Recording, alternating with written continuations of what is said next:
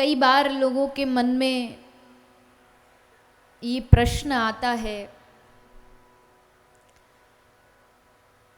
कि इतनी कथाएं होने के बाद भी, इतनी कथाएं सुनने के बाद भी वर्तमान में समाज में कुछ बदलाव क्यों नहीं महसूस होता। तो इसके बहुत सारे उदाहरण हैं। जैसे कि हम रात को सोते समय सुबह जागने के लिए अपने फ़ोन में अलार्म लगाते हैं। अलार्म लगाया तो रात को जाता है, लेकिन बजता है सुबह, जो भी समय आपने निश्चित किया हो। जिस समय अलार्म लगाया उसी समय बजेगा ऐसा नहीं है। सुबह 7 बजे का लगाया तो सुबह 7 बजे अलार्म बजता है। समाज में आज वर्तमान में जो सत्संग कहा जा रहा है, बताया जा रहा है, वो उसी अलार्म की तरह है। समझो कि सबकी बुद्धि में चाबी भक्ति की, सत्संग की भरी जा रही है। भले आज दिखाई न दे, पर एक ना एक दिन समाज में आज के किए सत्संग का बदलाव दिखाई देगा।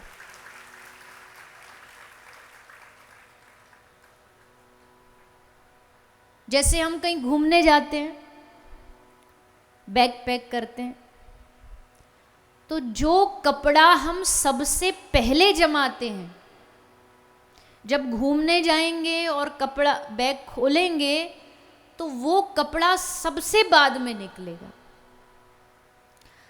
आज वर्तमान में जो सत्संग का बीज हमारे हृदय में बोया जा रहा है, आज भले इसका परिणाम दिखे न दिखे, पर एक ना एक दिन यही सत्संग एक बड़ा वट वृक्ष बन करके हमारे सामने दिखाई देगा। और मैं हमेशा कहती हूँ कि जो लोग सत्संग, क्योंकि सत्संग पर बहुत लोग तर्क करते हैं। आज भी हर एक आदमी को सत्संग पसंद थोड़ी है। आप सत्संग में आते होंगे, आपके कुछ हो सकता है एक आध घर वाले भी हों जो बोलते हों कि ये सब सत्संग वत्संग सब नाटक है।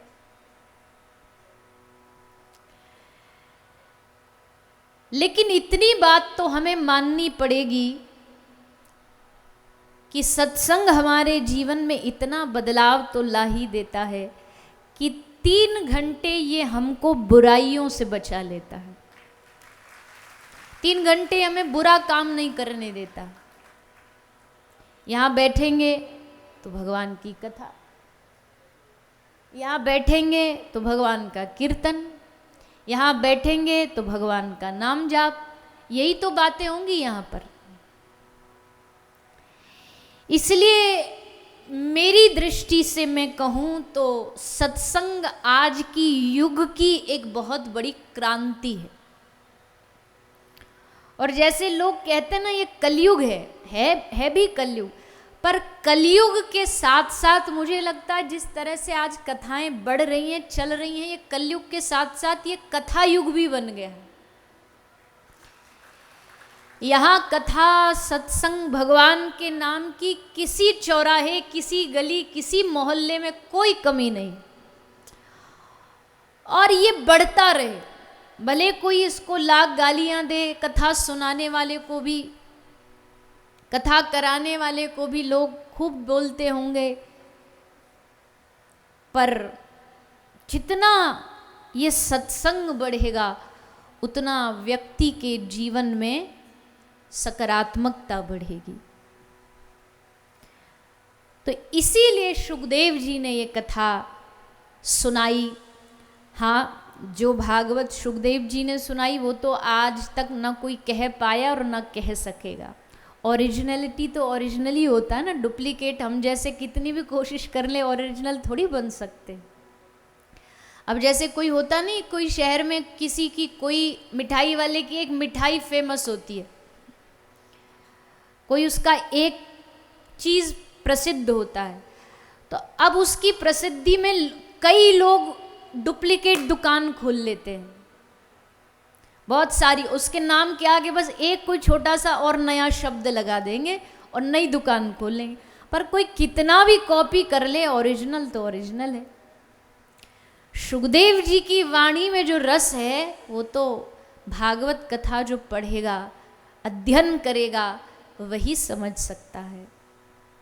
पर फिर भी भगवान की कथा हमें किसी भी रूप में सुनने को प्राप्त हो रही है, ये हम पर भगवान की बड़ी कृपा है। फिर भागवत के 5वें स्कंद के 26वें अध्याय में आता नरकों का वर्णन। बड़ा सुंदर है नरकों का वर्णन। क्यों? क्योंकि नरकों का वर्णन इसलिए सुनाया गया कि जब किसी को रोग हो जाए, किसी को पता लग जाए उसके हाथ में इन्फेक्शन फैल रहा है, तो उसको कहाँ भेजते हैं? कहाँ भेजते हैं? हॉस्पिटल भेजते हैं। हॉस्पिटल में उसको भर्ती कराते हैं और फिर डॉक्टर कहता है इनका एक हाथ निकालना पड़ेगा, नहीं तो इन्फेक्शन बढ़ जाएगा। तो जब हमारे भीतर वासनाओं का रोग बढ़ता है ना, तब हमें दंड के लिए नरकों में भेजा जाता। हमारे रोगों को खत्म करने का अस्पताल है नरक। पर अब कोई कहे कि हमें अगर नरकों से बचना तो क्या करना है, तो बोले जब मान लीजिए किसी को पता लग जाए कि अभी अभी उसने खाने में जहर खा लिया है, भोजन के साथ साथ गलती से विष खा लिया है, तो क्या करना चाहिए उसको? सबसे पहले क्या करना चाहिए? वमन करना चाहिए। वोमिट, वमन करेगा तो सबसे पहले जो भीतर विष है वो बाहर निकल जाएगा, उसको बाहर निकालना है। तो जब वो उल्टी करेगा तो मरने से बच जाएगा, जब पता लग जाए कि जहर पेट में घुस गया। वैसे ही नरकों का वर्णन इसलिए सुनाया जा रहा है कि अब आपको सावधान किया गया, ये कर्म हो गया, तुरंत अब इस कर्म को यहीं जड़ से खत्म करो, नहीं करोगे तो पाप बढ़ते चले जाएंगे।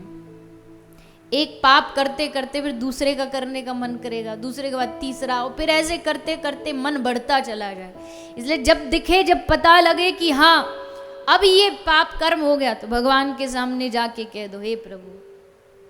भगवान कह रहे हैं ये बात भगवान ने छूट दिया, मैं सन्मुख होए जीव मोए जब ही, जन्म कोटि अघनाश हो तब ही। भगवान कहते जिस दिन जीव मेरे सामने खड़ा होकर के ये कह देता है ना कि प्रभु अब मैं आपके सामने जैसा हूं खड़ा हूं, तो भगवान कहते मैं उसके सारे अघ, सारे पापों का जड़ से नाश कर देता हूं, खत्म कर देता हूं। और पता इस दुनिया में सबसे बड़ा पाप क्या है? या ये कह लो पापों की शुरुआत कहां से होती है? पाप की शुरुआत होती है मैं से।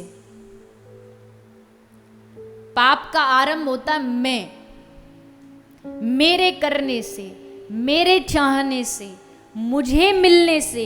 ये जब हर चीज में आने लगता है ना, तब फिर पाप शुरू हो जाते हैं। फिर आदमी पाप के रास्ते पर आगे बढ़ने लगता। मेरी इच्छा, अब जैसे हम बहुत आजकल खूब बोलते हैं कि भैया मांस मत खाओ, मांस मत खाओ, तो ह्यूमन राइट्स वाले आके खड़े हो जाते हैं, हमारी अपनी मर्जी। तुम कौन होते हो बोलने वाले?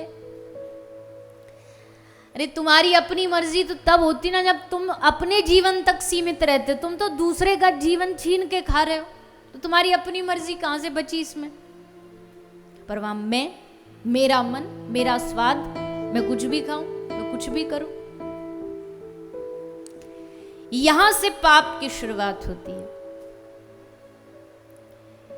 सुखदेव जी महाराज नरकों का वर्णन सुनाते हैं। और देखो ये पाप का फल भी उसको लगता है जिसके भीतर में, जिसने ये सोच रखा है कि हम तो ठाकुर जी के दास हैं, वो हमें करा रहा है, जो करा रहा है, जो नचा रहा है नचा रहा है। तो फिर उस आदमी के लिए पाप भी होगा तो भी भगवान उसे क्षमा कर देंगे। पर उसके लिए शर्त है कि पाप हो जाए तब तो आदमी कहता है अरे भगवान के इच्छा के बिना पत्ता भी नहीं हिलता। और 2 रुपया मंदिर में दान भी दे आए ना, तो किसने दिया? मैंने दिया। तब भूल जाते हैं कि भगवान की इच्छा के बिना पत्ता नहीं हिलता। पाप हुए तो भगवान करा रहे, और पुण्य हुआ तो हम कर रहे। ये कहाँ की बात हुई? जिसने माना है कि हाँ पाप भी उसका पुण्य भी उसका, वो पाप और पुण्य से परे हो जाता है, फिर उसे पाप नहीं लगता। पर उसके लिए बहुत ऊंची वाली भक्ति की स्टेज पे पहुंचना पड़ता है, वो साधारण लोगों के लिए नहीं है। तो नरकों से बचने के लिए, नरकों से बचाव का उपाय क्या है?